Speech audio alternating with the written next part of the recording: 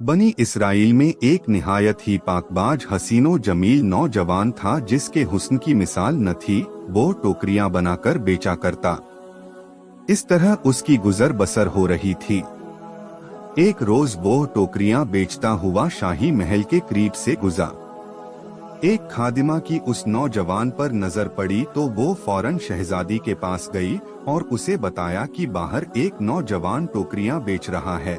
वो इतना खूबसूरत है कि मैंने आज तक ऐसा खूबसूरत नौजवान नहीं देखा। यह सुनकर शहजादी ने कहा, उसे मेरे पास बुला लाओ। खादिमा बाहर गई और नौजवान से कहा, अंदर आ जाओ।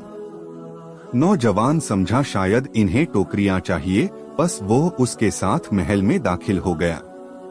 वो उसे एक कमरे में ले गई। जैसे ही वो कमरे में दाखिल हुआ, उस खादिमा ने दरवाजा बंद कर दिया। फिर उसे दूसरे कमरे में ले गई और इसी तरह उसका दरवाजा भी बंद कर दिया। जब वो तीसरे कमरे में पहुंचा तो उसके सामने एक खूबसूरत नौजवान शहजादी मौजूद थी। उसने अपना नकाब उठाया हुआ था और सीना भी उड़त्या था। जब नौजवान ने शहजादी को इस हालत में देखा तो कहने लगा, जो चीज तुमने खरीदनी है जल्दी से खरीद लो। शहजादी कहने लगी, मैंने तुझे कोई चीज खरीदने के लिए नहीं बुलाया, बल्कि मैं तो तुझसे कुर्ब चाहती हूँ और अपनी ख्वाहिश की तस्कीन चाहती हूँ। आओ और मेरी शहवत को तस्कीन दो। उस पाकबाज नौजवान ने कहा, ऐ शहजादी, तू अल्लाह से डर। उस नेक नौजवान ने शहजादी को बहुत समझाया, लेकिन वो न मानी और बार बार बुराई का मुतालबा करती रही। फिर उस नौजवान से कहने लगी, अगर तूने मेरी बात न मानी तो बादशाह को शिकायत कर दूंगी कि यह नौजवान बुराई के इरादे से महल में घुस आया है। फिर तुझे बहुत सख्त सजा दी जाएगी।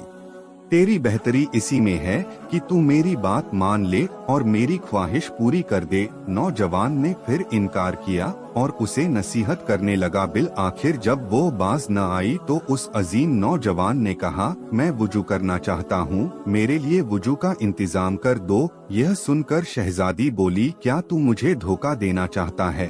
फिर उसने खादिमा से कहा, इसके लिए महल की छत पर वुजू का बर्तन ले जाओ ताकि यह फरार न हो सके। चुनांचे उस नौजवान को छत पर ले जाया गया। महल की छत सतह जमीन से तकरीबन 40 गज ऊंची थी, जिससे छलांग लगाना मौत को दावत देने के मुतरादिफ था। जब नौजवान छत पर पहुंच गया तो उसने अपने पाक परवरदिगार की बारगाह में अर्ज की, ऐ अल्लाह, मुझे तेरी नाफरमानी पर मजबूर किया जा रहा है और मैं इस बुराई से बचना चाहता हूँ। मुझे यह तो मंजूर है कि अपने आप को इस बुलंदो बाला छत से नीचे गिरा दूं, लेकिन यह पसंद नहीं कि मैं तेरी नाफरमानी करूं। चुनांचे उसने बिस्मिल्लाह शरीफ पढ़कर छत से छलांग लगा दी।